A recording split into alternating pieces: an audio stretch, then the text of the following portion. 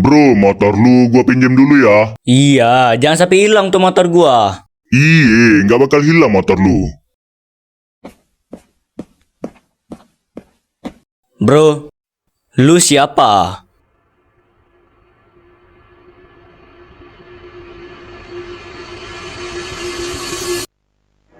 Halo teman-teman, kembali lagi di Z Syah dan selamat datang di pembahasan siapa itu The Man with Upside Down Face dari Trevor Henderson.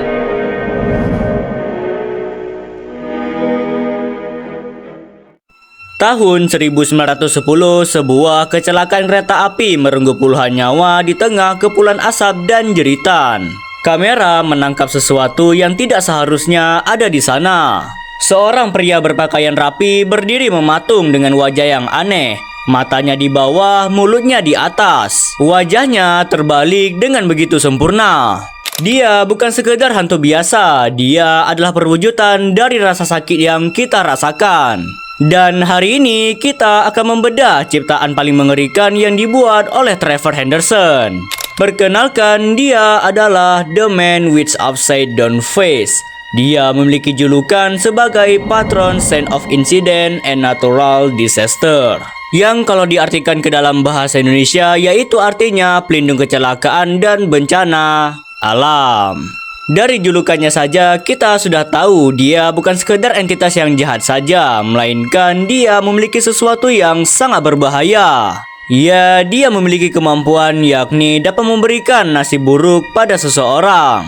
Jadi entitas ini bakal menargetkan seseorang agar terkena musibah. Saat itu terjadi, sang korban akan mengalami musibah mengerikan dalam beberapa waktu, dan ini bisa diartikan gak ada yang tahu kapan musibah itu terjadi. Bisa jadi beberapa menit, berjam-jam, bahkan sampai berhari-hari, dan itu benar-benar sangat tidak nyaman bagi yang terkena kemampuan entitas ini. Tanda-tanda seseorang yang jadi target entitas ini ialah sang korban bakal sering mengalami rasa sakit ketika merasa suatu hal tersebut menjadi berbahaya. Misalnya kita saat melihat benda tajam, pasti yang kita pikirkan, wah, benda itu bahaya kalau kena orang. Saat itulah rasa sakit akan terjadi dikarenakan kita merasa bahwa benda tersebut pasti berbahaya. Intinya kalau sang korban sedang merasa hati-hati dan was-was, maka akan ada efek rasa sakit yang akan terjadi. Sudah ada beberapa foto yang menunjukkan kasus kecelakaan mobil dikarenakan ulah dari entitas ini. Dan kecelakaan tersebut pasti akan terjadi pada sang korban yang ditandai olehnya. Bayangkan aja sang korban saat mengendarai mobil, pasti dia akan merasa was-was dan berhati-hati saat di jalan. Terkena efek dari entitas ini, maka membuat sang korban tidak fokus dalam mengendarai mobil. Alhasil terjadilah suatu kecelakaan. Inilah mengapa banyak foto yang menunjukkan kecelakaan serta kehadiran dari pria berkepala terbalik ini. Dan ternyata ia tidak hanya dapat menargetkan seseorang saja, melainkan dia juga dapat memberikan nasib buruk pada lingkungan yang ditandai olehnya. Seperti kasus pada tahun 1954, ada kebakaran hebat yang terjadi pada sebuah tempat restoran di sana. Yang kalian lihat saat ini merupakan foto sebelum terjadi kebakaran hebat pada restoran tersebut. Dan terlihatlah sosok entitas sama pada foto kecelakaan sebelumnya. Jadi saat kebakaran berlangsung, dilaporkan orang-orang yang berada di dalam restoran tersebut menghilang secara bersamaan. Dan jejak kaki mereka juga hanya berada dalam satu tempat saja, seolah-olah mereka hilang tanpa sebab. Ini cukup membuktikan kalau entitas kali ini tidak hanya memberikan nasib buruk saja, tapi ada kemampuan dia yang masih belum kita ketahui.